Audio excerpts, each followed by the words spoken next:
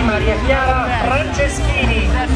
La confusione che regna nell'economia, nella società e nella politica fa